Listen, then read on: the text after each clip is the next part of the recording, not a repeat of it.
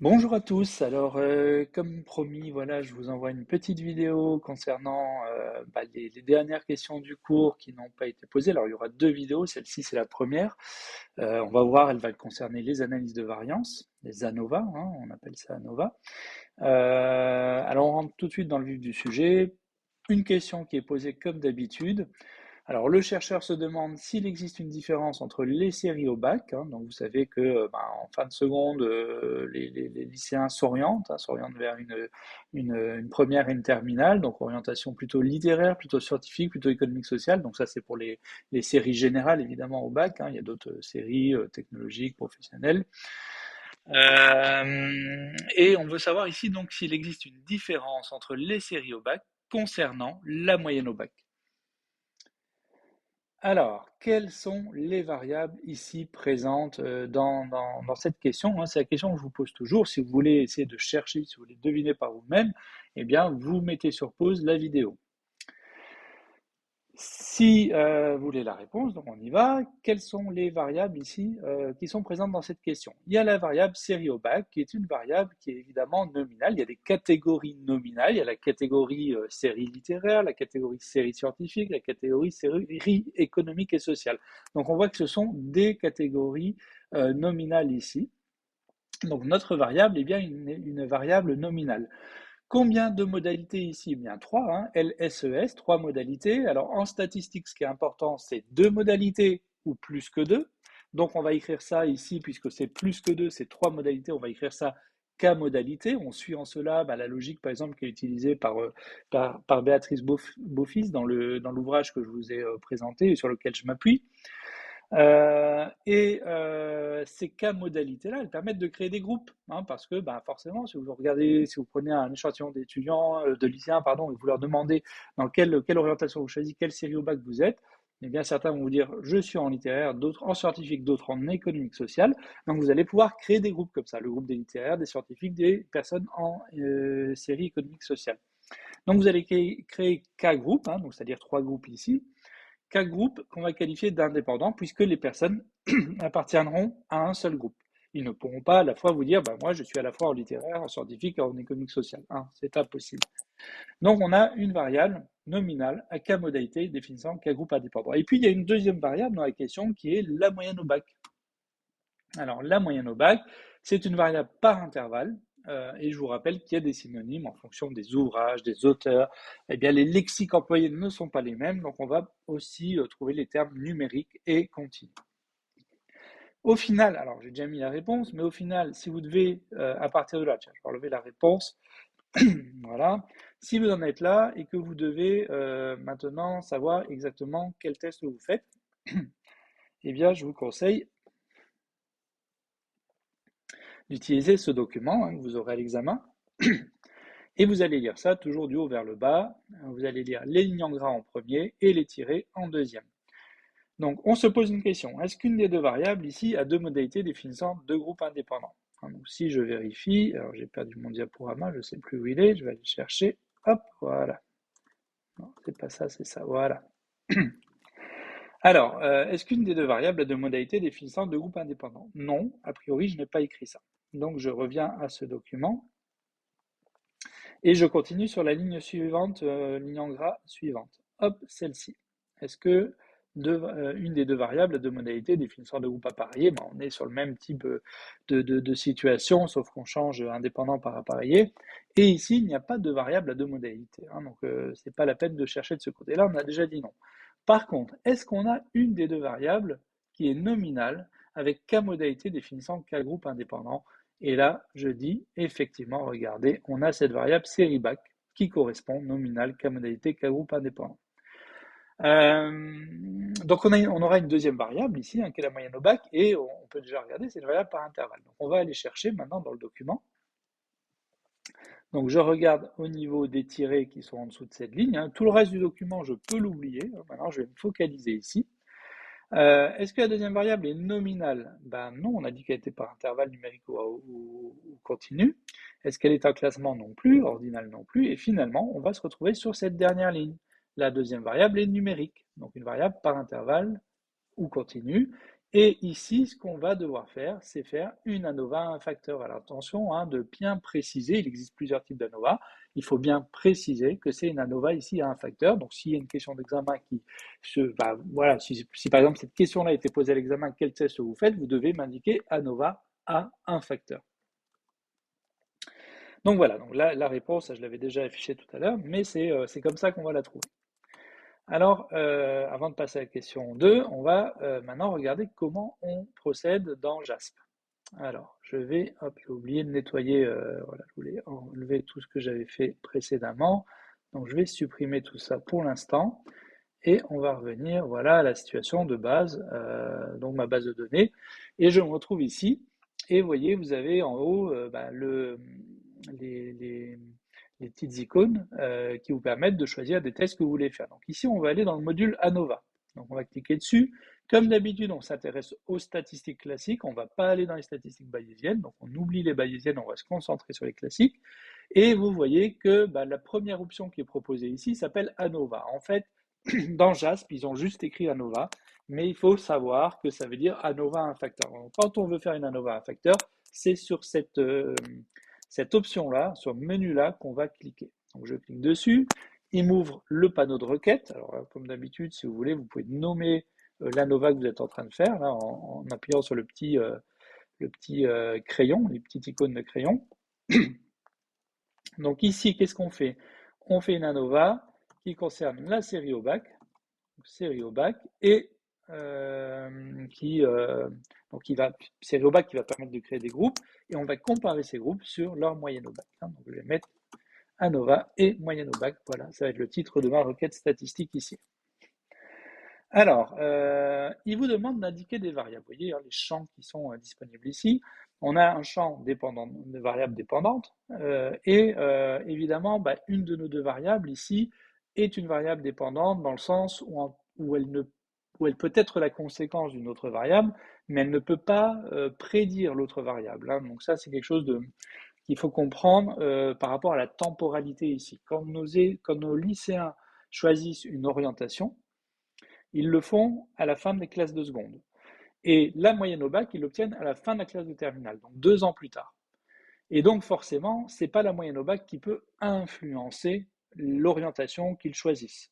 Donc l'orientation est préalable. Il y a un problème temporel ici et on ne peut pas revenir dans le passé pour dire voilà, je vais faire mon choix en fonction de la moyenne que j'obtiendrai 2 ans plus tard.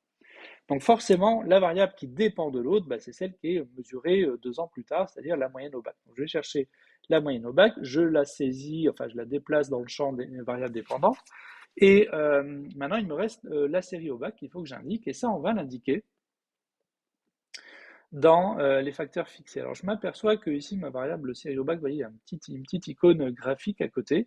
Cette petite icône indique que c'est une variable ordinale pour le logiciel. Or la série au bac c'est une variable nominale. Donc je vais changer ça, je me suis trompé. Voilà, je clique sur l'icône à côté du nom série bac et je vais mettre nominal ici. Je referme le petit panneau supérieur et je reviens ici pour mon ANOVA. J'ai saisi mes variables. Ok, je peux déjà regarder ce que me propose le logiciel. On va grandir un petit peu, voilà. On s'aperçoit qu'en fait, le logiciel est en train de me donner un tableau de statistiques, ce qu'on va appeler la statistique inférentielle, c'est-à-dire qu'il nous donne l'ANOVA. Hein. Donc l'ANOVA, c'est un test statistique sur lequel on va avoir un indicateur qui est le F. Hein. Le F, c'est la statistique ANOVA qui est représentée par cette lettre F. Donc, si vous voulez, le résultat de l'ANOVA, déjà, on l'a, c'est F égale 3,71. Alors, je vais préciser dans quelques instants, on va voir que voilà, la lecture va au-delà de ça. Mais simplement, ici, il me donne un résultat d'un test qui me dit potentiellement il y a des différences ou il n'y en a pas, on va voir ce qu'il nous dit. Mais ces différences, s'il nous dit qu'il y a des différences, en fait, j'aimerais bien quand même les décrire. Hein. Donc, j'ai des résultats que j'obtiens, c'est-à-dire une moyenne au bac pour les personnes qui ont choisi l'orientation scientifique, une moyenne au bac pour les personnes qui ont choisi l'orientation littéraire, une moyenne au bac pour les personnes qui ont choisi l'économique sociale. Donc j'ai des moyennes que je veux observer, que je veux pouvoir décrire pour dire finalement dans quelle orientation on obtient les meilleurs résultats. Je ne sais pas ce qu'il en était à votre époque, mais à mon époque, quand je passais le bac, on disait souvent si tu as le potentiel, fais scientifique. On disait ça souvent parce que on considérait que scientifique, bah, ça permettait d'aller dans plus de directions en termes d'orientation professionnelle au niveau du supérieur, et puis, enfin, orientation au niveau du supérieur hein, pour les études, et puis une orientation professionnelle ensuite. Donc c'était un message comme ça qui passait, qui était certainement pas forcément toujours en phase avec la réalité, mais voilà ce qu'on entendait, et peut-être que les meilleurs élèves, ceux qui avaient le potentiel de dire, moi je peux réussir en scientifique, ils allaient là-dedans. Donc, peut-être on pourrait imaginer que bah, ceux qui ont choisi orientation scientifique ont des meilleurs résultats. Mais on n'en sait rien. On n'en sait rien, on est là pour observer tout ça et éventuellement faire une inférence statistique si la NOVA nous le permet. Donc on va regarder les moyennes obtenues pour chaque orientation. Mais là, on ne les a pas. La NOVA, enfin, le logiciel JAS ne nous les donne pas ici. Donc comme toujours, hein, c'était déjà le cas avec les test students qu'on avait vus en cours, il va falloir aller demander les statistiques descriptives. Et là, vous voyez, elles apparaissent en fait ici juste en dessous du listing des variables. Alors, c'est vrai que la Nova, c'est quelque chose qui peut être assez complexe. Hein. Regardez tous les bandeaux d'options qu'on a en dessous. Vous voyez, il y a plein de bandeaux d'options qu'on peut dérouler. Voilà. Et en fait, on va en ouvrir quelques-uns ensemble. Là, je vais vous montrer lesquels.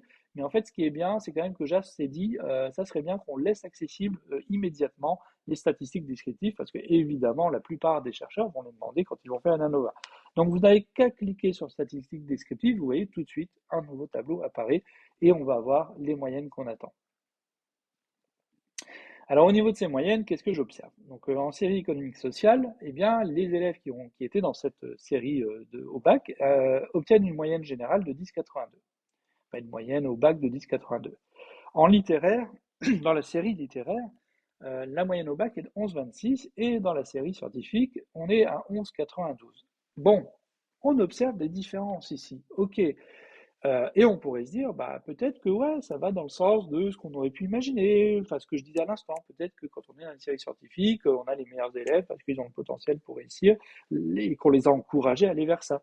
Ça ne veut pas dire qu'en littéraire, on n'a pas le potentiel pour réussir, mais si on avait le moyen de faire scientifique, peut-être qu'on nous a orientés vers scientifique. Hein. Donc encore une fois, c'est complètement, voilà, c'est complètement absurde et puis on voit bien aujourd'hui de toute façon qu'on va avec les spécialités, on va dans des profils beaucoup plus riches et enfin, voilà, sans barrière comme ça entre scientifiques et littéraires. Donc on n'en est plus là aujourd'hui, mais à mon époque, ça fonctionnait comme ça. Donc voilà, je donne juste une idée pour dire, voilà, on peut essayer de regarder un petit peu ce qui se passe. Rien n'empêche un chercheur toujours de se poser une question et d'étudier. Euh, donc on a ces résultats-là, et puis effectivement on observe des différences. Alors on se dit, bon, ok, ces différences-là, elles ont l'air de montrer par exemple que ceux qui ont fait scientifique, ils ont des meilleurs résultats. Ils obtiennent le meilleur résultat au bac. Mais peut-être que c'est spécifique à cet échantillon. Au fond, je n'ai que 90 élèves devant les yeux ici dans mon étude, et peut-être que bah, c'est leur singularité quoi, qui s'observe ici, et que si je vais dans un autre lycée, et que je regarde les résultats au bac, peut-être que je n'observerai pas la même chose. Et c'est là que les statistiques entrent en jeu et qu'on va faire de la statistique inférentielle pour dire, bah, il y a une probabilité d'observer ça dans tous les échantillons de la population lycéenne qui passe le bac. Donc ça veut dire si je vais dans un autre lycée à l'autre bout de la France, j'observerai la même chose, ou si je reviens l'année prochaine dans le même lycée, par exemple, j'observerai la même chose. Donc là, il y a une tendance de fond qu'on va pouvoir expliquer, qu'est-ce qui se passe. Donc c'est peut-être l'explication que je donnais tout à l'heure, peut-être pas, il faudra y réfléchir.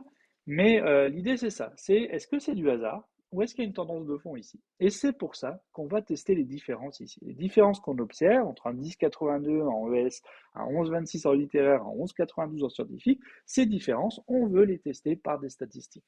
Donc, on va regarder la statistique de la NOVA. On est venu pour ça. Donc, voilà. Maintenant, on y est. On va regarder le résultat de la NOVA. Donc, la NOVA, elle va se lire, je vous disais, avec le F ici.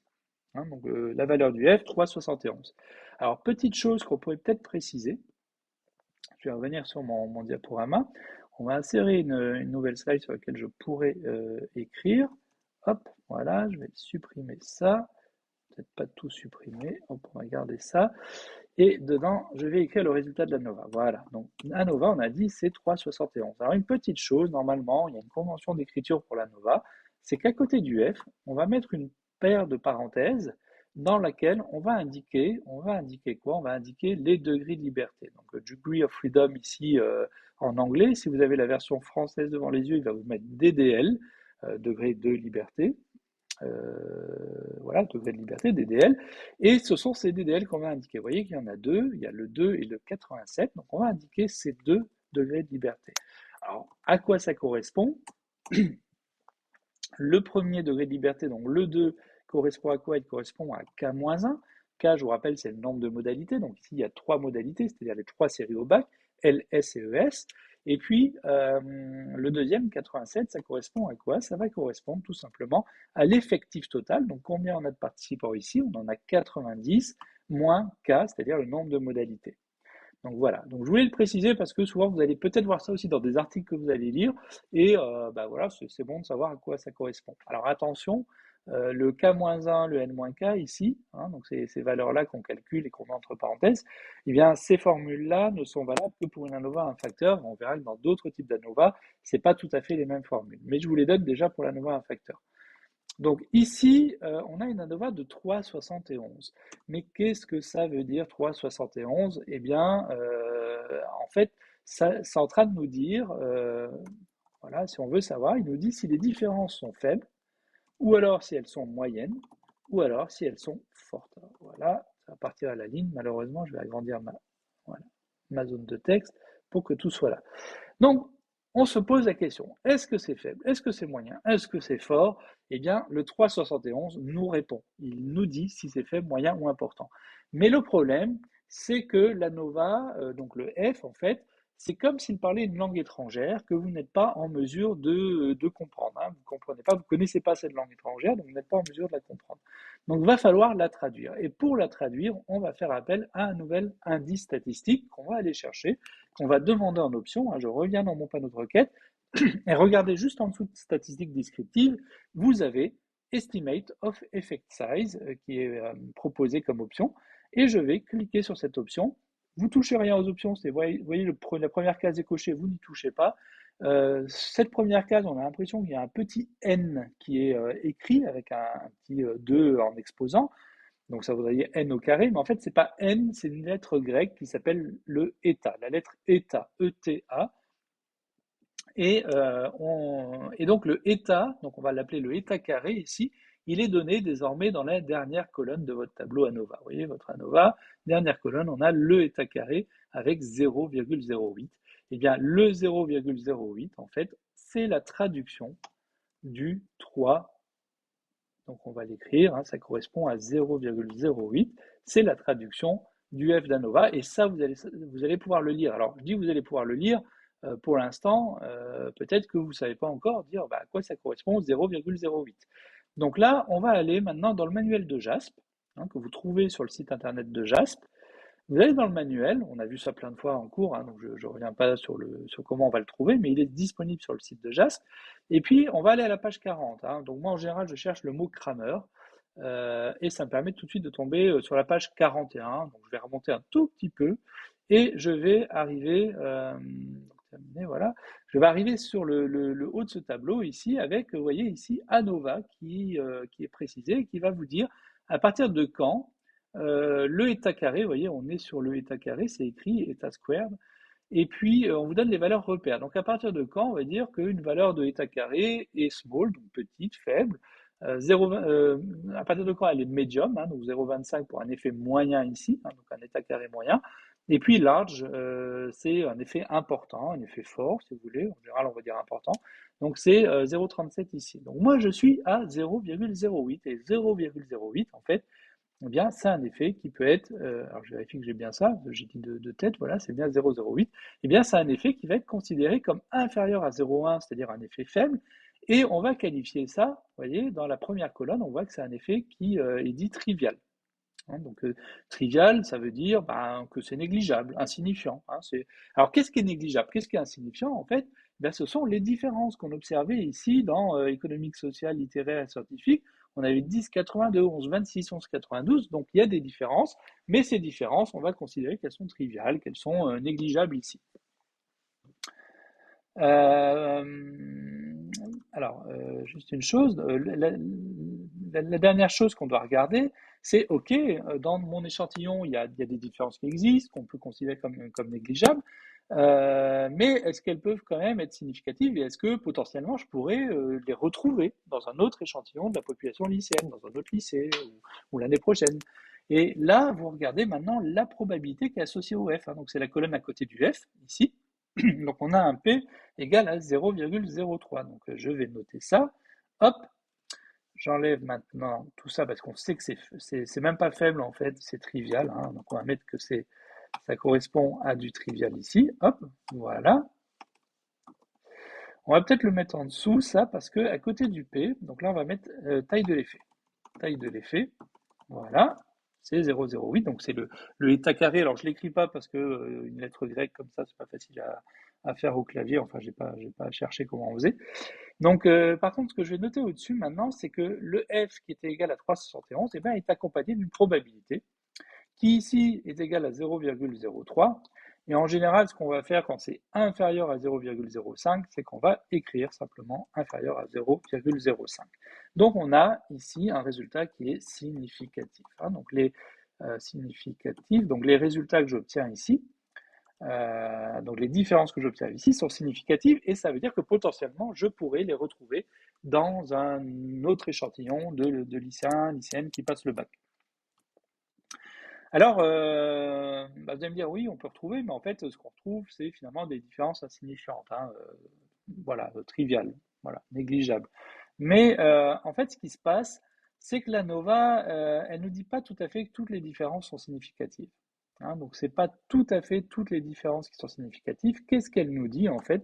Elle nous dit que ce qu'elle nous dit, c'est qu'il y a au moins une différence qui est significative. C'est surtout ça qu'elle va nous dire ici. Au moins une différence est significative ici, très important de comprendre ça. Et du coup, si on a au moins une, si vous regardez un petit peu les valeurs qu'on a ici, hein, donc pour économique, social, littéraire et scientifique, et bien si on a au moins une qui est significative, c'est forcément la plus grande. Donc, entre économique, social 10,82 et scientifique 11,92, on a la plus grande différence, c'est-à-dire il y a 1,1 point de différence, c'est la plus grande qu'on observe, eh bien, on va comprendre que celle-ci, cette différence-là, est significative. Cette différence est significative. Par contre, les autres, entre économique, social et littéraire, 10,82 pour économique, social, 11,26 pour littéraire, cette différence-là, est-ce qu'elle est significative? Eh bien, je n'en sais rien. Ici, je n'en sais rien. Et puis l'autre, entre littéraire et scientifique, 11,26, 11,92, eh bien, elle est encore plus, non, elle est plus faible, non, elle est un peu plus grande que la précédente, mais je ne sais pas. Je ne sais pas ici si elle est significative. Donc maintenant, on peut être un petit peu embêté parce qu'on sait qu'il y en a au moins une qui est significative, mais on ne sait pas lesquelles. Donc peut-être que là, on va faire appel à un petit peu de curiosité, hein. Je ne sais pas si vous êtes curieux dans la vie, mais là, on va parler de curiosité scientifique, évidemment, de vouloir comprendre finalement qu'est-ce qui va être significatif ici et qu'est-ce qui ne l'est pas. Donc c'est la curiosité scientifique qui nous intéresse ici. Et si on veut être curieux, eh bien, on va pouvoir maintenant explorer un petit peu les comparaisons. Euh, des séries au bac prises par paire. Par exemple, je vais prendre économique, social et littéraire et je vais les comparer entre 10,82 et 11,26. Est-ce qu'il y a une différence ici? Donc on va faire ça, mais pour faire ça, en fait, il va falloir comprendre une chose, c'est que plus on multiplie les tests statistiques, plus on multiplie ce qu'on appelle l'erreur de type 1, c'est-à-dire la probabilité de dire que quelque chose existe alors que en fait il n'existe pas. Donc euh, comme on est sur la probabilité, on ne sait jamais, rien n'est toujours tranché, vrai ou faux, on est sur des probabilités que quelque chose se produise, et là on pourrait augmenter une probabilité, disons, on pourrait prendre un risque trop grand de dire que quelque chose existe alors qu'il n'existe pas. Donc plus on multiplie les tests, plus on augmente l'erreur de type 1, et dans ce cas-là, il va falloir corriger ça, disons qu'il va falloir tenir compte de ça, et le corriger quand on va faire les tests. Donc ce qu'on va faire ici pour dire, voilà, on n'avait pas prévu à l'origine de faire ces tests-là, c'est a posteriori, c'est quand on a lu la nova, on s'est dit, tiens, la nova est significative, elle nous dit qu'il y a des différences significatives, mais on ne sait pas si on a une, deux ou trois, par exemple ici, et du coup, on va faire des tests post-hoc. Donc les tests post-hoc, vous voyez, vous déroulez le bandeau post-hoc, vous arrivez, ça va être très simple, vous prenez votre variable série back et vous la déplacez dans le champ à côté. Donc ça, c'est pas compliqué. J'attire votre attention sur le fait que juste en dessous du deuxième champ, vous avez basculé série back, il y a des options qui sont proposées pour la correction. Correction de Töcké, Scheffé, Bonferroni, Holm ou Sidak. Alors, différents types de corrections. Si vous voulez en savoir un tout petit peu plus, vous regardez dans le manuel, mais c'est pas très développé. Je pense que ce sera relativement obscur pour vous. Ou alors vous dites, bah, je suis en L3, je ne me prends pas la tête. La plupart des chercheurs utilisent stocker par défaut, c'est pour ça que le logiciel la coche ici. Et dans ce cas-là, je ne vais pas me poser de questions et je vais utiliser celle-là, hein. C'est ce que je vous recommande ici, ce que je vous conseille de faire. Et de toute façon, je ne serai pas en mesure de vous expliquer les différences entre toutes les corrections. Moi-même, je vais utiliser Toquet, hein. Après tout, on est en psychologie, on n'est pas statisticien et c'est difficile de tout maîtriser là-dessus.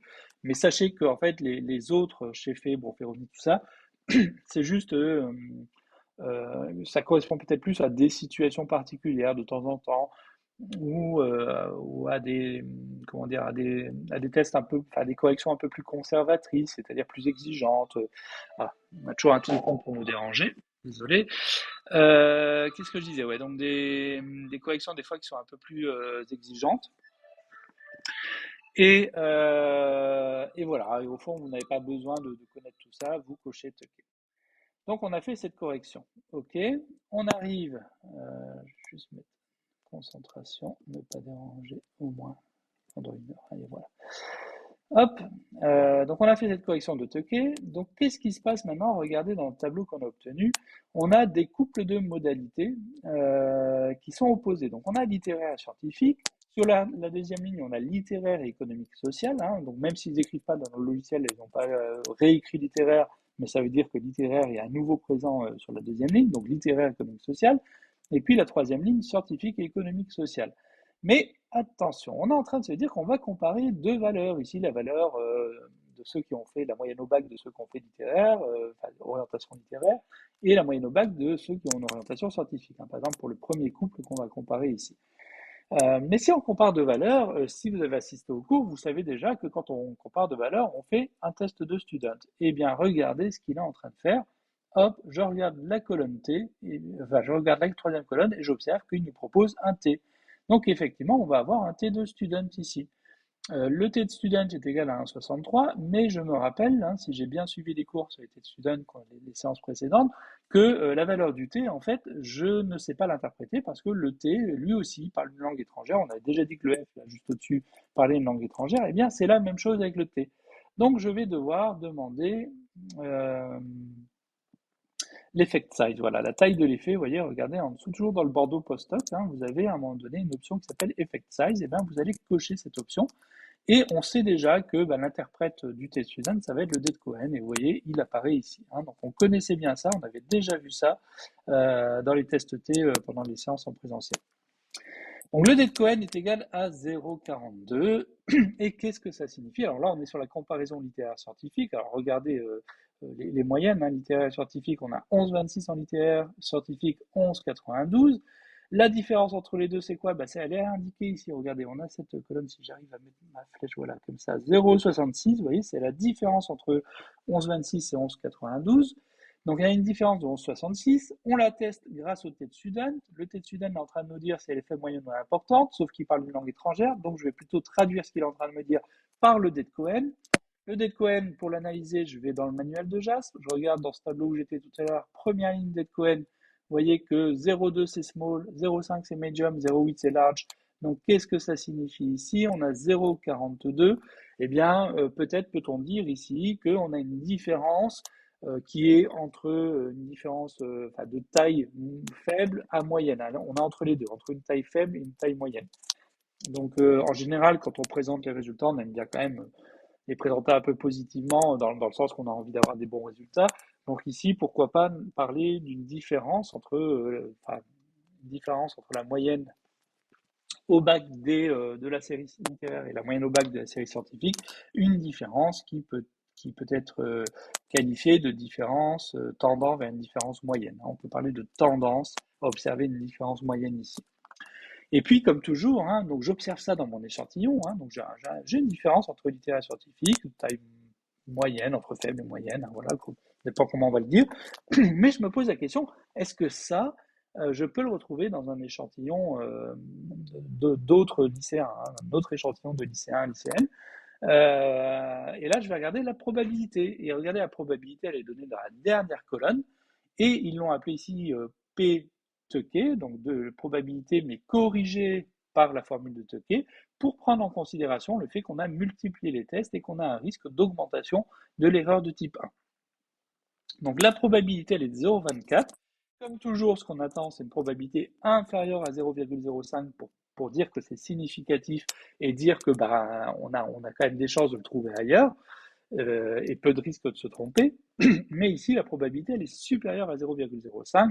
Donc, on va considérer que ben, on ne peut pas faire une inférence statistique, on ne peut pas supposer que les lycéens qui ont choisi une orientation, alors les élèves plutôt que lycéens, les élèves qui ont choisi une orientation scientifique obtiennent des résultats meilleurs au bac que les élèves qui ont choisi une orientation littéraire. On ne peut pas conclure ça, même si on l'a observé dans notre échantillon, on ne peut pas conclure qu'on l'observerait, on ne peut pas en faire une loi générale ici. Hein, donc l'inférence n'est pas possible. Alors pourquoi elle n'est pas possible? Pourquoi 0,24? Pourquoi c'est pas inférieur à 0,5? Alors qu'on a quand même une taille d'effet qui est, voilà, entre faible et moyenne, qui est quand même intéressant. Bah, simplement, ici, c'est lié à la taille des échantillons. Si vous regardez dans le tableau juste au-dessus, ici, la colonne N, vous voyez qu'on a 30 personnes dans chaque série au bac. Et évidemment, ben, si vous comparez deux séries, vous avez au total 60 personnes. Et c'est un petit peu faible en termes de taille d'échantillon, et on a du mal à dire que c'est significatif, que cet effet est significatif, parce que on considère que c'est pas suffisamment représentatif d'une population globale. C'est un effectif trop petit. Donc, si vous aviez 500 personnes ici, je mets ma main à couper que effectivement la probabilité serait inférieure à 0,05, et du coup, on pourrait dire effectivement les élèves qui ont choisi une orientation scientifique obtiennent des résultats, de meilleurs résultats au bac que les élèves qui ont choisi une orientation littéraire, et ils obtiennent des résultats significativement meilleurs. On mettrait le mot significativement dans la phrase ici pour dire qu'effectivement, on peut supposer qu'on l'observerait ailleurs. Alors, concernant la deuxième comparaison entre littéraire et économique social, ben, il y a une différence de 0,44 entre les moyennes. Hein. Si vous regardez les moyennes, c'est 10,82 et 11,26, hein, donc 0,44. Le t de Sudden, c'est égal à 1,08. Je ne sais pas l'analyser, donc je le traduis en d de Cohen, 0,28. Alors, si on revient sur notre tableau, hein, 0,28, qu'est-ce que ça donne? Ben, c'est un. Ouais, là, on est proche du 0,2 qui est la valeur repère pour small. Donc, on va dire que c'est un effet faible. On a un effet faible ici. Alors, c'est pas un effet qui n'existe pas, simplement il est juste petit, quoi. C'est un petit effet. On dit small en anglais, on peut dire aussi petit. C'est un effet petit, c'est-à-dire une différence qui est petite, quoi, qui est faible. Et cette différence, vous voyez, hein, sur la colonne P de K, bah, cette différence n'est pas non plus significative, mais là on a le même problème que précédemment. Il y a 30 et 30 personnes, donc 60 au total, et c'est un effectif un peu trop faible ici pour permettre d'obtenir un résultat significatif au vu évidemment de la taille de l'effet. Et dernière comparaison entre scientifique et économique social, ben, on a un indice, j'en ai déjà parlé tout à l'heure parce que je l'avais repéré quand la Nova nous a dit qu'il y avait des différences significatives, on savait qu'il y en avait au moins une, donc on savait que c'était la plus grande, et forcément un indice c'est la plus grande. Donc le T de student est égal à 2,71, qui se traduit par un D de Cohen de 0,70. 0,70, on s'approche d'un effet large. Donc on va dire qu'il y a un effet qui tend vers enfin, la différence observée tend vers une différence importante. Hein, soit vous dites que c'est une différence moyenne, ok, soit vous dites elle tend vers une différence importante, même si on n'y est pas.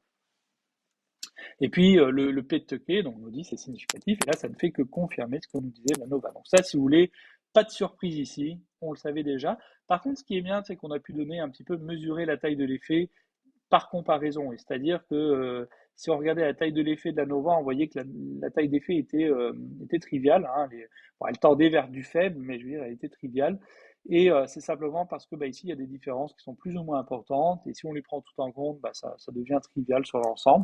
Mais si on les analyse en couple, hein, deux par deux, les modalités prises deux par deux, eh bien, on voit quand même qu'il y a des tailles d'effet qui deviennent intéressantes. Hein. Il y a du faible, il y a du moyen, il y a même quelque chose qui tend vers de l'important ici. Donc voilà, donc les tests post-hoc, vous ne les faites évidemment que si la nova est significative, si le P de la nova est inférieur à 0,05. Sinon, vous ne les faites pas, ça ne sert à rien. Si la nova vous dit c'est non significatif, c'est non significatif et on passe notre chemin. La dernière chose que je voulais dire ici, c'est qu'avec la Nova, on compare des moyennes. Ici, on compare 10,82, 11,26, 11,92.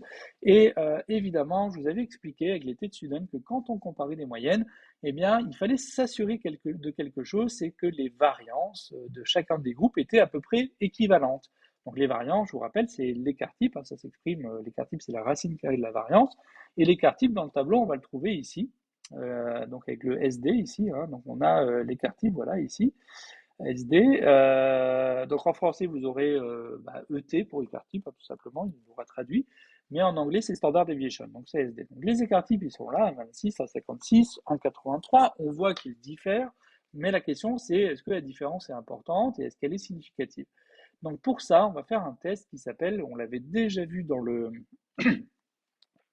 test student, on va faire un test qui s'appelle le test d'homogénéité des variances et qui porte aussi le nom de test de Leven, hein. Donc on va aller dans Assumption Check, ici, le bandeau qui s'appelle Assumption Check.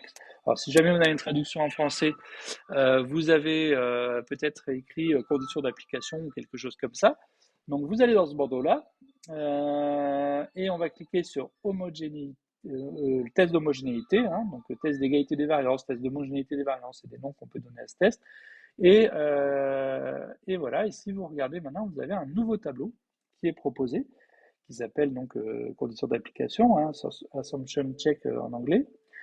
Et dans ce tableau, on va trouver la valeur du test de Leven, donc c'est le F, hein, donc le 1,62, sauf que c'est pas ça qu'on va regarder ici, mais c'est la probabilité qui est associée à ce F, donc on a une probabilité ici de 0,20. Donc comme toujours, c'est supérieur à 0,05, donc ça veut dire quoi? Pardon. Ça veut dire que je suis pas voilà ici. Ça veut dire quoi? Ça veut dire que les écarts types qui sont juste au-dessus, hein, dans le tableau au-dessus ici, ils diffèrent, mais ils ne diffèrent pas significativement.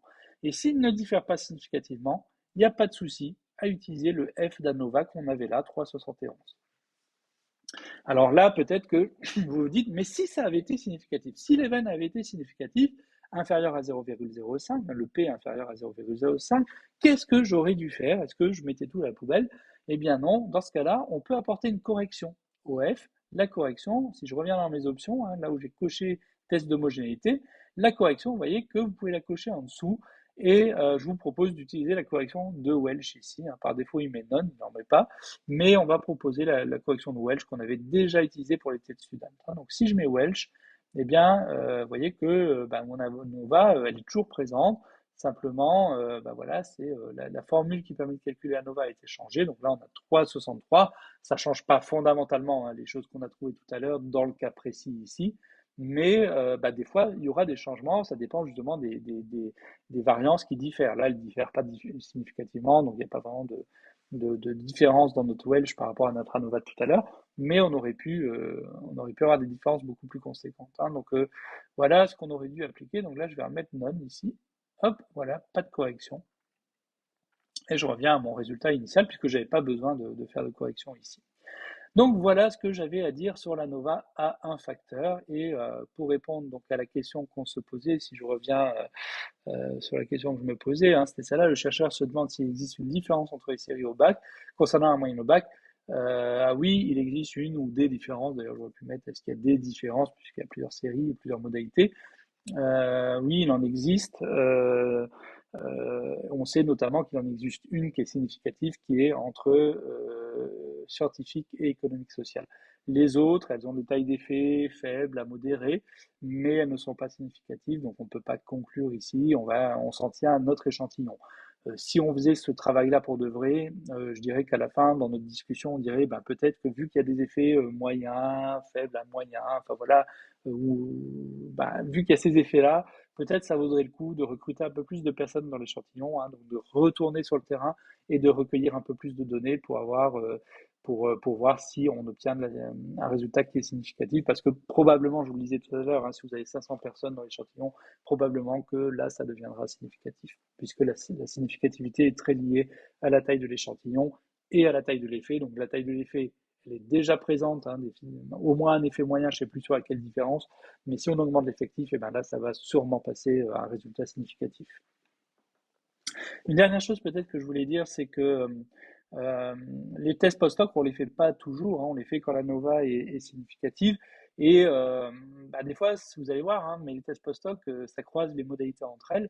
Et si par exemple vous avez une variable avec 5 modalités, là on en avait 3, on avait 3 orientations, mais si vous aviez 5 modalités, donc 5 orientations par exemple, eh bien vous allez avoir 10 croisements. Et en fait, le nombre de croisements, je ne sais pas si exponentiel est le bon mot ici, mais c'est-à-dire il va croître de manière exponentielle en fonction du nombre de modalités d'origine. Par exemple, si vous prenez la CSP où vous avez 8 groupes, hein, donc il y a 8 CSP selon la grille de l'INSEE, eh bien forcément, j'avais calculé la dernière fois, mais on est presque à 30 comparaisons, quoi. 30 comparaisons que vous allez devoir réaliser.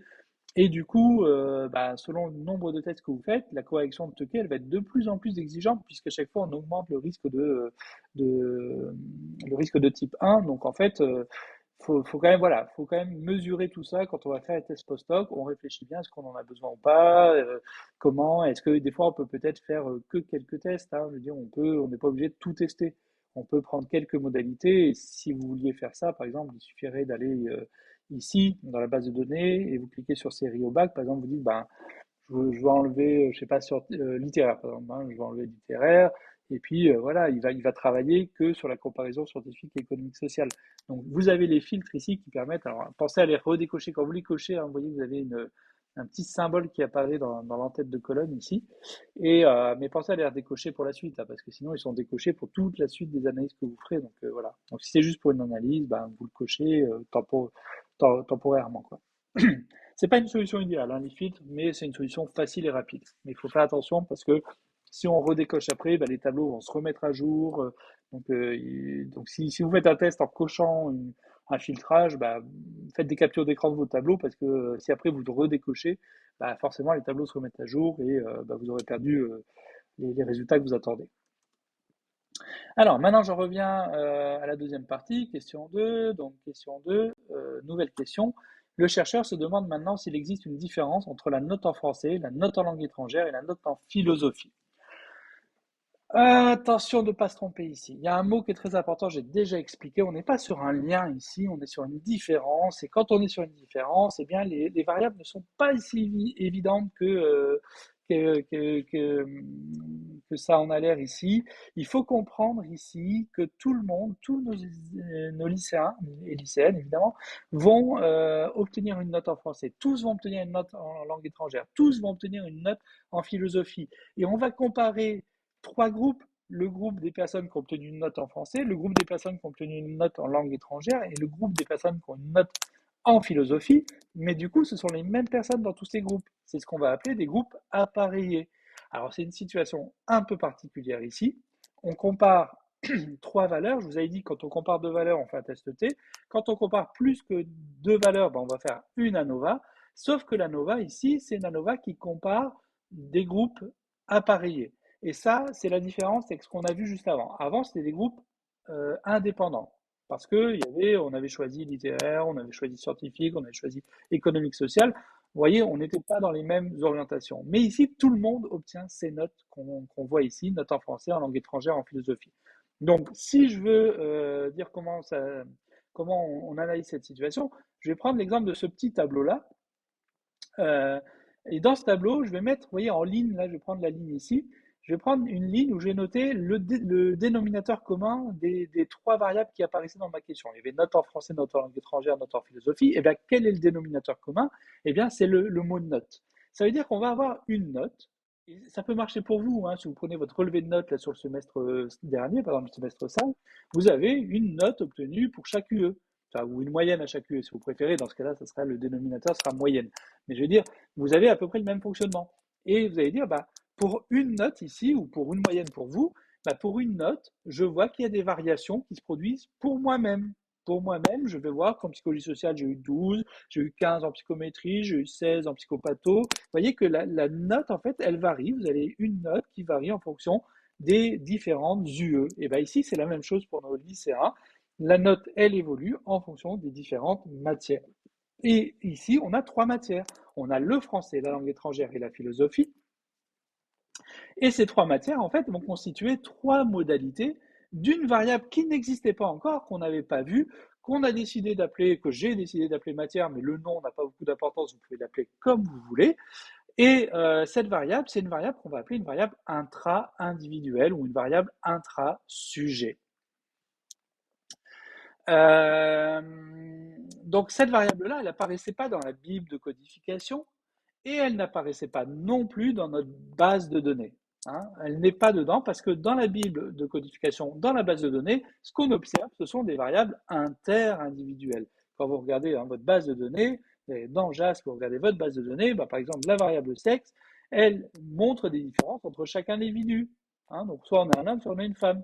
L'âge, c'est aussi interindividuel, ça varie entre plusieurs individus. Mais ici, on est sur des notes qui varient pour les mêmes individus. En fait, elles varient en intra-individuel. Donc, on a une variable matière intra-individuelle. J'ai mis les effectifs en dessous. Hein, c'est-à-dire, on peut maintenant obtenir une note, donc c'est-à-dire la moyenne pour notre échantillon hein, de la note au bac en français.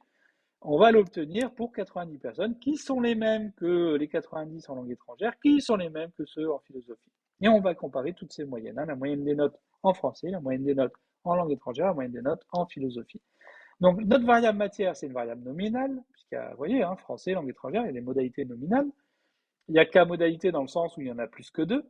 Et il y a K groupe appareillé dans le sens où ce sont les mêmes personnes dans chaque groupe. Hein. Le groupe français, il y a 90 lycéens lycéennes qui sont les mêmes que dans le groupe langue étrangère. Alors je me suis trompé sur ma slide, je vais modifier. Hein. J'ai mis deuxième variable, c'était moyenne bac. En fait, non, j'ai oublié de corriger. Hein. J'ai fait un copier-coller. La deuxième variable, elle s'appelle note. Hein. Donc c'est l'entête de ligne ici. Elle s'appelle note et c'est une variable par intervalle. Alors quel test va-t-on faire? Il est déjà écrit ici, vous avez la réponse. Mais regardons comment on procède ici. On va toujours sur le même document. On va toujours lire du haut vers le bas. Est-ce qu'une des deux variables a deux modalités définissant de groupe indépendant? Eh bien non, on n'a pas deux modalités. On en a bien une qui est nominale avec K modalités, mais pas deux modalités. Donc je poursuis la deuxième ligne en gras, c'est le même principe, c'est deux modalités, donc je peux passer. J'arrive à la troisième ligne, une des deux variables est nominale, ça marche. Avec K modalité, ça marche toujours, définissant K groupe indépendant, ça ne marche plus. Donc je passe encore une fois mon chemin, je continue, et j'arrive à cette quatrième ligne, une des deux variables est nominale, ça marche, avec K modalité, ça marche, définissant K groupe appareillé, génial, c'est ça. Donc je vais maintenant regarder parmi les trois tirés qui est en dessous, lequel correspond à ma situation. Alors ma situation, c'est une autre variable qui est la variable note, qui est une variable par intervalle. Donc je vais regarder les tirés, la deuxième variable est dichotomique, non. Elle est un classement, non plus. Est-ce qu'elle est numérique, intervalle ou continue? Oui, c'est ce qu'on a noté. Donc ici, alors modèle linéaire général, vous ne lisez pas parce qu'en fait c'est à l'examen, je l'aurais enlevé ce truc-là. Mais en fait, c'est parce que l'ancien logiciel que je présente aux étudiants était un logiciel où il fallait aller dans modèle linéaire général pour trouver ANOVA à mesure répétée. Mais aujourd'hui, c'est plus le cas. Donc ça, il faut imaginer que c'est barré, hein, vous n'en parlez plus. Par contre, le test qu'on veut faire ici, c'est bien une ANOVA. Et regardez, la différence par rapport à tout à l'heure, c'est le fait que c'est une ANOVA à mesure répétée. D'accord? Qu'est-ce qui se passe là? Pourquoi il me remet moyenne bac? Terrible. Voilà, c'est bien une note. Hop. Alors, voilà. Et pourquoi il ne veut pas? Voilà, ok.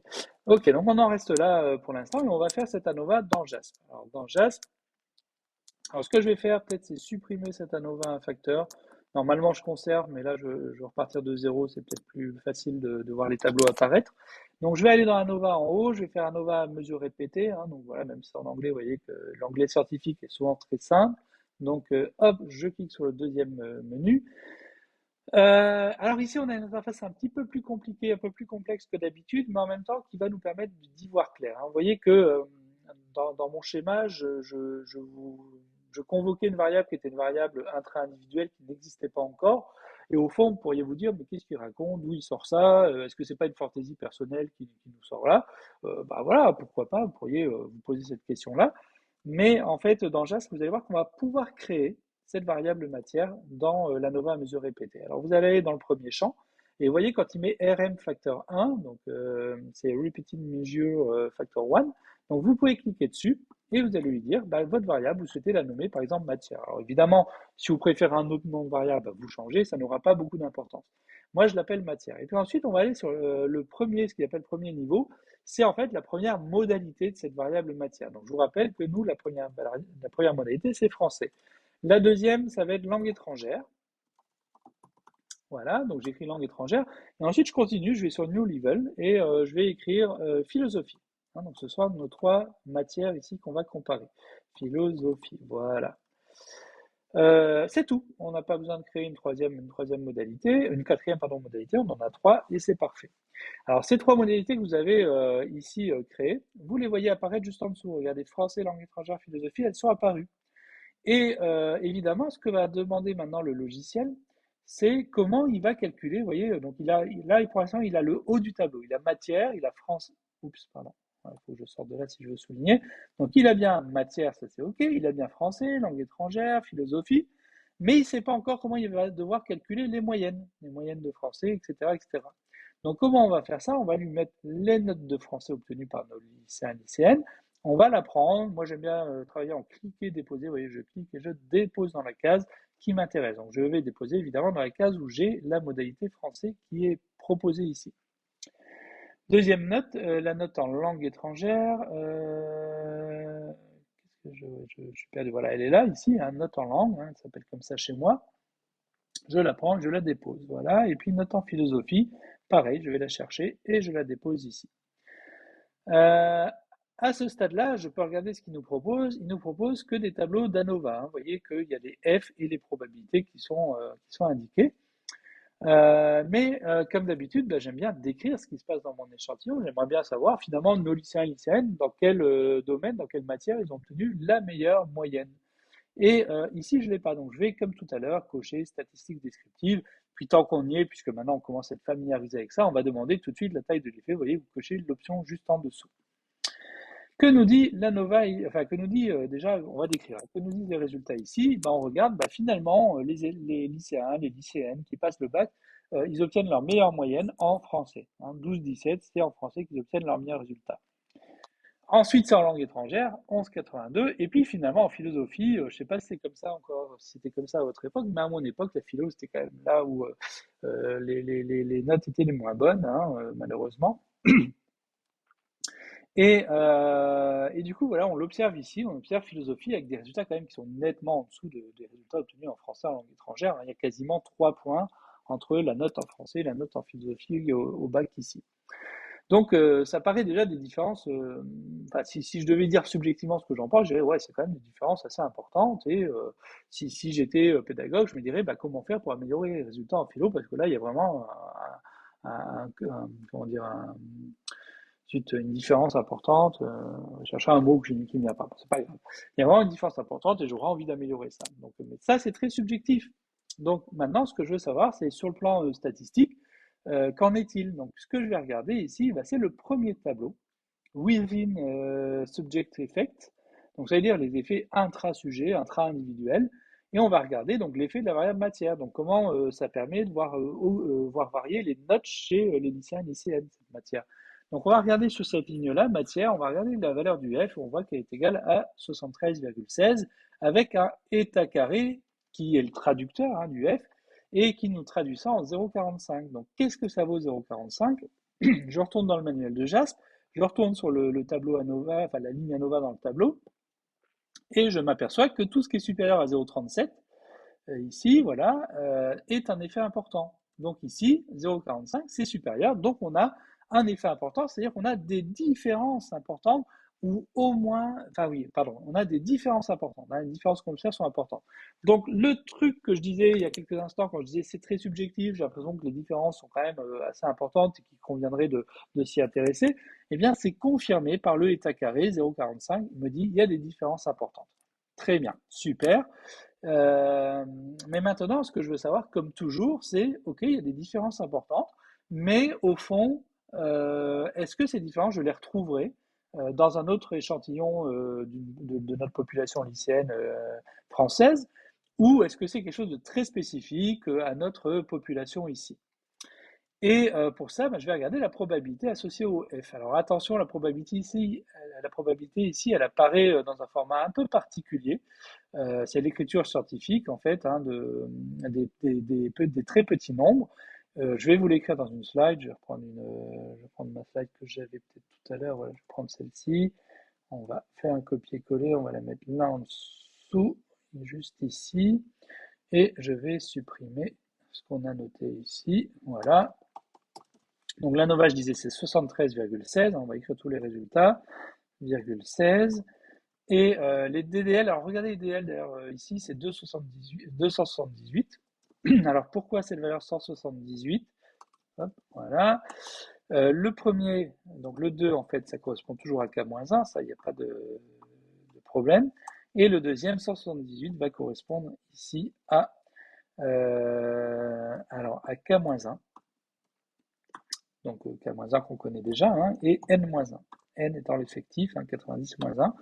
Donc, au fond, c'est égal à 2, hein, donc 3 moins 1, ça fait 2, multiplié par N-1, c'est donc 90-1, c'est 89, et donc c'est égal à 178. Voilà. Donc ça, c'est les DDL. Et puis, ce que je veux dire, c'est la probabilité ici. La probabilité est égale à quoi ici? Est égale à 6,46. 6,46.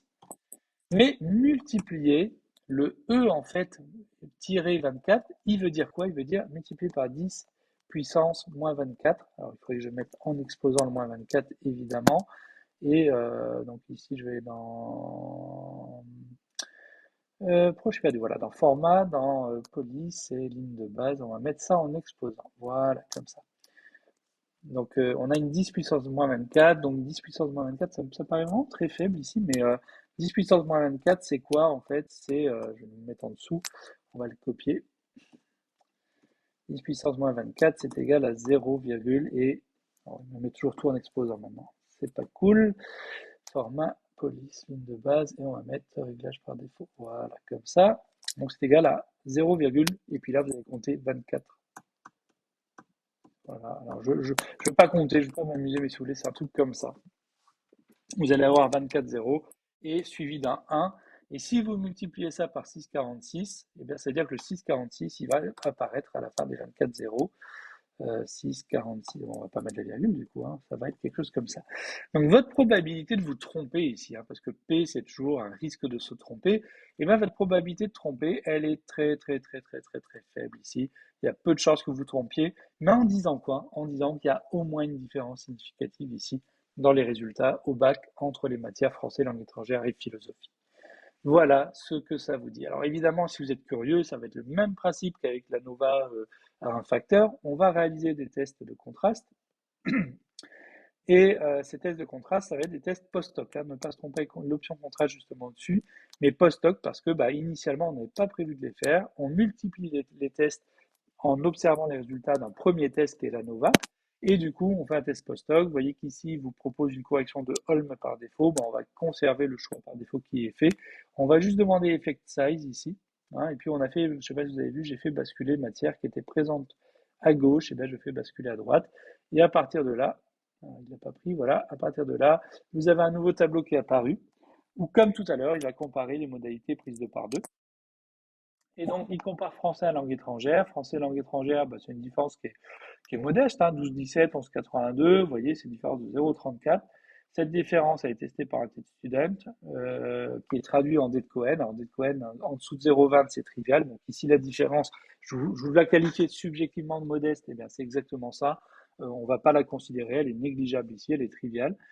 Et on a une probabilité associée au test student qui n'est pas, qui montre pas que le test, que la différence ici est significative. On n'a pas de différence significative entre français et langue étrangère, 12, 17, 11, 82. Par contre, les autres différences sont plus importantes. Hein. Donc entre français et philosophie, c'est notre différence la plus importante. Hein. Donc on savait déjà que celle-là elle serait significative parce que la Nova nous disait ça. Donc on a un t de Sudem qui analyse cette différence qui est de 11,07, qui correspond à un D de Cohen de 1,21. Alors je vous rappelle qu'à 0, alors je suis plus sûr, voilà, hop, à 0,8, donc on est sur un effet large, donc important. Donc ici avec 1,21, on a un effet très important. Alors, dans un rapport, on dira juste important, on ne dira pas très. Vous oubliez toutes les adverbes d'intensité, on ne les placera pas ici dans des rapports scientifiques, mais on dira que c'est un effet important. Et au niveau de la significativité, là à nouveau, on a un test qui est très significatif ici. Hein, très très significatif. Et puis enfin, différence entre langue étrangère et philosophie, 2,52, donc pareil, on teste ça avec le test student, 9,75, qui correspond à un D de Cohen de 1,06. Ça a encore une fois un effet important. la probabilité, elle est très faible, c'est-à-dire on a très peu de chances de se tromper, très peu de risques de se tromper. Donc effectivement, on va considérer que la différence ici est significative. Et quand on dit que ces différences des deux dernières là étaient significatives, ça veut dire que probablement on les trouverait dans d'autres échantillons de lycéens et lycéennes dans notre population qui passe le bac chaque année. Donc voilà ce que je pouvais dire maintenant sur le test, enfin sur l'ANOVA à mesure répétée. Dernière chose que je voudrais dire ici, c'est pas une question qu'on va traiter qui sera expliquée, enfin pas quelque chose qui sera vu à l'examen, interrogé à l'examen, mais quelque chose qui pourrait vous être utile par contre dans ce que vous faites, dans les tests, ce que vous faites. C'est en fait, je vais revenir un peu plus tôt. euh, je vais juste supprimer ça. Je vais revenir tout à l'heure, maintenant, pardon, à un test qu'on avait fait un peu plus tôt, qui était un test T pour échantillon à parier, où on regardait si dans notre échantillon il y avait eu des différences entre la moyenne littéraire et la moyenne scientifique. Hein. Donc cette fois-ci, moyenne littéraire, c'est du tronc commun, hein. Tout le monde l'a obtenu. Ça n'a rien à voir avec l'orientation au bac, avec les séries au bac. Mais je voulais voir, voilà, moyenne littéraire versus moyenne scientifique. Donc je ne reviens pas sur comment on calcule tout ça, on l'avait déjà fait en cours. Et voilà ce que je peux faire. Et par contre, il me le calcule pas. Si voilà, il me l'a calculé.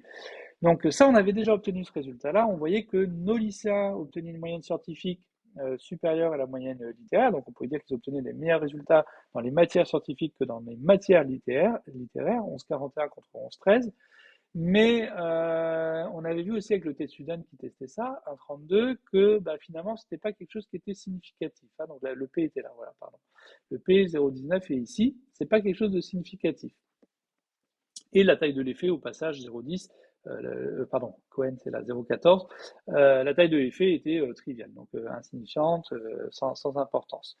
Donc, qu'est-ce que je voulais dire? Donc, en fait, on n'avait pas de différence chez nos lycéens et lycéennes entre moyenne L et moyenne S. Mais en fait, on pourrait très bien se poser une question, se dire, mais au fond, donc ça c'est les résultats que je viens de montrer, voilà, au fond, est-ce qu'il n'est pas possible que les élèves qui ont choisi une orientation littéraire eh bien, obtiennent des meilleurs résultats dans les matières littéraires et que les élèves qui ont choisi une orientation scientifique, hein, qui sont en série S, obtiennent des meilleurs résultats dans les matières scientifiques. Si on y réfléchit 2 minutes, on se dit, bah si, pourquoi pas? Effectivement, ça pourrait être parce que ceux qui ont choisi littéraire, ils préfèrent le littéraire, ils se sentent mieux là-dedans, ils sont plus à l'aise, ils obtiennent de meilleurs résultats dans ce domaine-là. Donc, ouais, effectivement, c'est quelque chose qui serait possible. Mais dans ce cas-là, la conséquence, c'est si on fusionne tout le monde, là, ce qu'on avait fait jusqu'à présent, on avait pris nos 90 lycéens, lycéennes, quelle que soit leur orientation, que ce soit littéraire, économique, social ou scientifique, on avait tout fusionné. Et finalement, si on fusionne tout le monde, est-ce qu'il n'y a pas un risque que finalement, la fusion ne permette pas de déceler une différence entre les moyennes dans les matières littéraires et scientifiques? Et si c'est le cas, dans ce cas-là, comment étudier ça? Eh bien, on va avoir ce qu'on appelle une ANOVA à plan mixte. C'est-à-dire qu'on va croiser une variable inter-individuelle avec une variable, alors j'ai écrit 2 fois inter, pardon, je vais rectifier ça, avec une variable intra-individuelle. Voilà, inter-individuel versus voilà, intra-individuel. Donc avoir le plan série bac croisé avec la variable matière. Donc c'est des choses qu'on a déjà faites, hein. On a déjà fait une ANOVA pour série bac, on a déjà fait une mesure répétée pour les matières, mais c'était du test student à l'époque. Et bien ici, comment on ferait ça dans JASP? Donc, bon, je vais revenir sur JASP. Comment on ferait ça dans JASP? Et eh bien, on va, donc je vais supprimer là mon test T que je viens de faire. On va faire une ANOVA à mesure répétée. Dans mon ANOVA à mesure répétée, je vais dire, voilà, on a deux grandes matières qui sont littéraires, enfin des matières qui sont littéraires et des matières qui sont scientifiques. Voilà, entrée. Je vais mettre mes moyennes, donc j'avais dit moyenne L dans littéraire, ça n'a pas pris, voilà, moyenne L dans littéraire. Je vais prendre moyenne scientifique, alors chez moi elle est tout en bas, je ne sais pas pourquoi, mais elle est là. Je vais la mettre en face de scientifique, et puis je vais rajouter une variable intersujet, between subject factors, hein, donc le champ juste en dessous, je vais rajouter la série bac ici. Voilà. Je vais comme d'habitude demander les statistiques descriptives, la taille de l'effet, et regarder ce qui se passe. Alors je vais d'abord décrire, hein, je vais regarder. Donc dans la description, je vais regarder par exemple dans la colonne série bac. Je vais prendre ceux qui sont littéraires, donc il y a 2 fois littéraire dans la colonne série bac, et une fois parce que c'est leur résultat dans les matières littéraires, et une fois parce que c'est leur résultat dans les matières scientifiques. Donc si je regarde le résultat dans les matières littéraires, ils ont 11,78 ici. J'ai du mal à mettre ma grosse flèche, voilà. Et en scientifique, ils ont 10,34. Donc effectivement, c'est bien ce que je disais, ce que je pensais plutôt, c'est que ceux qui ont choisi une série littéraire ont de meilleurs résultats dans les matières littéraires que dans les matières scientifiques. 11,78 contre 11,34. Si vous regardez pour les scientifiques, bien vous allez obtenir qu'en littéraire, vous allez observer qu'en littéraire, ils ont 11,15 et qu'en scientifique, ils ont 12,86. Donc effectivement, meilleur résultat dans les matières scientifiques que dans les matières littéraires. Donc ce que j'étais en train de dire, effectivement, on l'observe ici. Et du coup, est-ce qu'on a un effet significatif ici? Alors comment on pourrait qualifier cet effet? Pour ça, je vais vous montrer, on peut faire un petit graphique qui va être très parlant. Pour regarder cet effet, on va aller dans Descriptive Plots, le bandeau graphique descriptif ici. On va déplier ce bandeau-là et on va créer un petit graphique avec en axe horizontal, on va avoir les matières, voilà, et dans l'axe, enfin, et dans les courbes séparées, on va mettre les séries au bac. Donc si vous faites ça, regardez, vous obtenez ce type de graphique, voilà. Alors il est un peu petit, je vais peut-être essayer de l'agrandir si j'arrive, voilà, hop, faire un truc comme ça. Voilà, donc on a un beau graphique ici.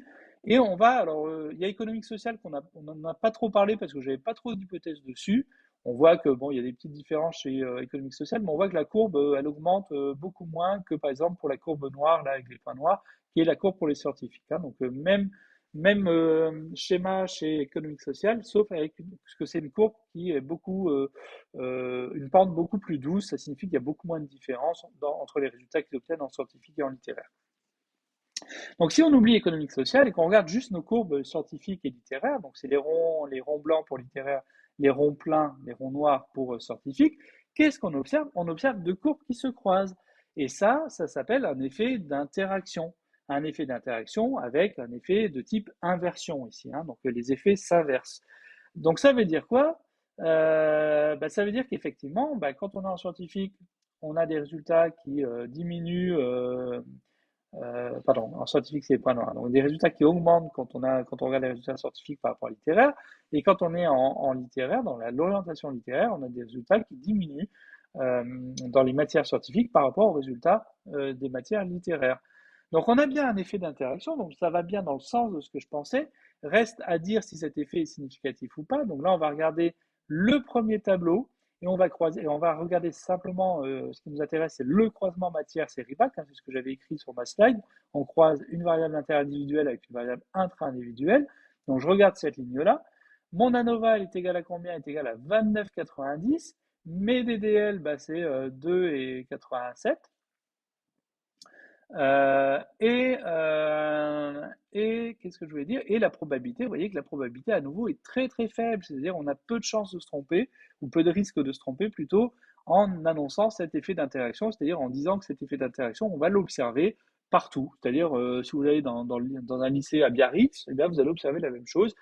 C'est une probabilité, on peut toujours se tromper et ne pas l'observer dans un cas précis. Mais globalement, le risque de ne pas l'observer est extrêmement faible ici. Donc on a bien un résultat significatif. Alors par contre, la taille de l'effet, on regarde le état carré est inférieur à 0,10. C'est une taille d'effet qui est triviale, alors elle tend vers un effet faible. C'est vrai que si on enlevait ici, peut-être, si j'enlève voilà, la série au bac où il y a le moins d'effet, c'est-à-dire économique social, je décoche, je filtre, et bien dans ce cas-là, on va voir que mon effet augmente un peu, le état carré est à 0,12, donc ça reste un effet faible, mais au moins on a quelque chose, et ça signifie surtout que voilà, si on regarde notre courbe, c'est surtout entre littéraire et scientifique que ça se joue. Sur économique social, il n'y avait pas vraiment quelque chose d'important ici. Donc vous pouvez aussi tester comme ça, des fois rechercher là où il y a l'effet le plus important et mettre de côté les effets les plus faibles. Voilà, voilà, je pense que j'ai dit ce que j'avais à dire. J'en arrive à la fin de ma petite vidéo sur les analyses de variance. En cas de question, il y a le mail et je répondrai sur Arch si la question concerne tout le monde. Voilà, je vous remercie. C'est la fin de cette vidéo.